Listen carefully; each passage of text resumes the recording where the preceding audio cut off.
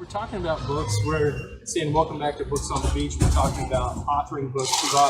You're authoring your 13th book. I am. You've written books for other people. You've written 13 for yourself. Here's one of them. What's really cool, this God Crazy book.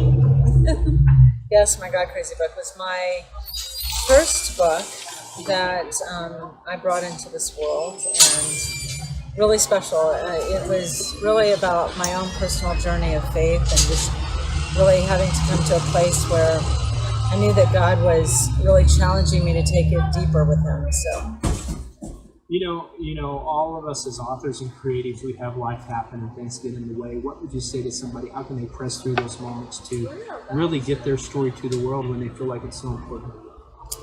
you mean when they're going through trials and tribulations? Yeah, or just so struggles, busy with the day-to-day and the okay. job and the kids and the dog and the spouse. How do you get your book done? How do you write it when you're stuck?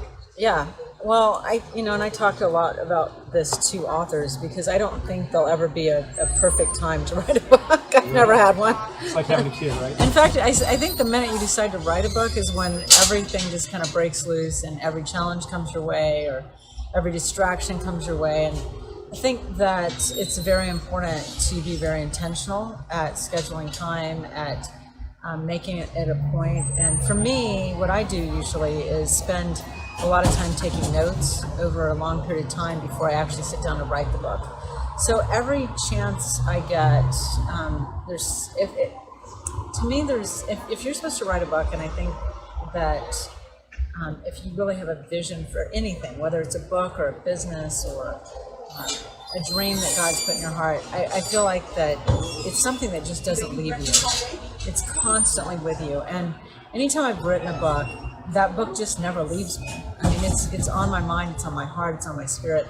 And so anytime I have a break, or I'll be in a store, or I'll be at the park, or I'll be at a restaurant, my mind will suddenly, or my heart will suddenly there'll be something that is impressed on me that I need to write down and put it in my notes about a book that God's put on my heart. So pretty much it's an ongoing thing for me until I decide, okay, I've got a lot of notes. I've put a lot of thought into this. I've really organized those thoughts, and I'm ready to sit down and make it very intentional in my writing. And when you get to that point, I do think you have to say, like, for instance, I'm leaving for an entire week on Monday to just go write, because I don't have time to write a book. I'm so busy that I actually have to get away. And I'm actually sending an email to all my clients. I'm letting all my kids know. Sorry, there's a huge truck driving by. I'm letting all my kids know that, Mom is going to be unavailable. You can call me if it's an emergency, but I'm literally going to block out the world and just write for a week. I don't normally do that. I usually do that more in like 2-day stints, but this time I'm doing it for a week. What would you say to an author that wants to edit their own book? Is that a good idea, or should they farm that out? Oh, no, definitely not a good idea. Do you edit your own books? No.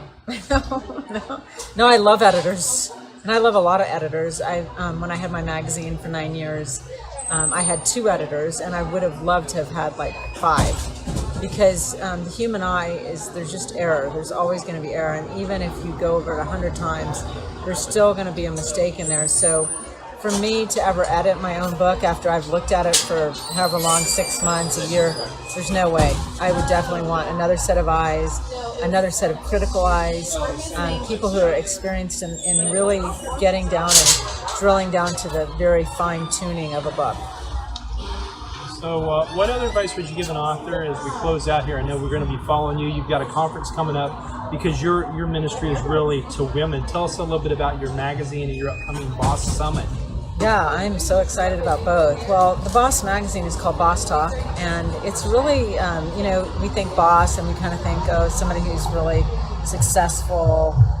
Definitely successful women who are going to be talking to you, but successful women who are about building others, sowing and serving, which is what Boss stands for in Boss Talk. And these are women who are in positions of great success, and yet at the same time understand the importance to build others, to lift others so that they can go out and lift others as well.